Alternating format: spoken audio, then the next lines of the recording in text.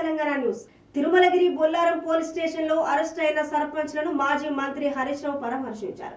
ఇక ప్రభుత్వ పనితీరుకు తీవ్రంగా నిరసన వ్యక్తం చేస్తున్నామని, కేంద్ర ప్రభుత్వం అందించిన నిధులను సద్వినియోగపరచుకోవడంలో రాష్ట్ర ప్రభుత్వం పూర్తిగా విఫలమైందని ఆరోపించారు. ఇక పెండింగ్ లో ఉన్న బిల్లులను వెంటనే విడుదల చేశాకే సర్పంచ్ల సమస్యలన్నీ పరిష్కరించాకే ఎన్నికలకు వెళ్లాలని సర్పంచ్ల సంఘం నేతలు ప్రభుత్వాన్ని కోరారు. ఈ రోజు రాష్ట్ర వ్యాప్తంగా 6,000 మంది సర్పంచ్లను ఈ ప్రభుత్వం అరెస్ట్ చేయడం జరిగింది.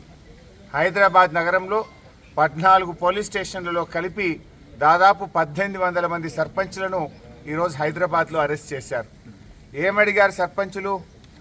మేము అప్పులు తెచ్చి, వడ్డీలకు తెచ్చి, సొంత డబ్బులు, భార్యా పిల్లల మీద బంగారం అమ్మి గ్రామ అభివృద్ధి కోసం పనిచేసిన మా పెండింగ్ బిల్లులు చెల్లించమని ఇవాళ సర్పంచులు అడిగితే ఆ సర్పంచ్లను అరెస్ట్ చేస్తూ ఉన్నారు. ఇవాళ సర్పంచులేమో బిల్లులు చెల్లించాలంటే ముఖ్యమంత్రి గారేమో సర్పంచ్లను బంధించాలంటుండ్రు. బిల్లులు చెల్లిస్తారా, సర్పంచ్లను బంధిస్తారా? ఇదేనా ప్రజాపాలన? ప్రజాపాలన అంటే ఊరికి సేవ చేసిన సర్పంచ్లను బంధించడమే ప్రజాపాలననా? మీ ప్రభుత్వం వచ్చి 8 నెలలైంది.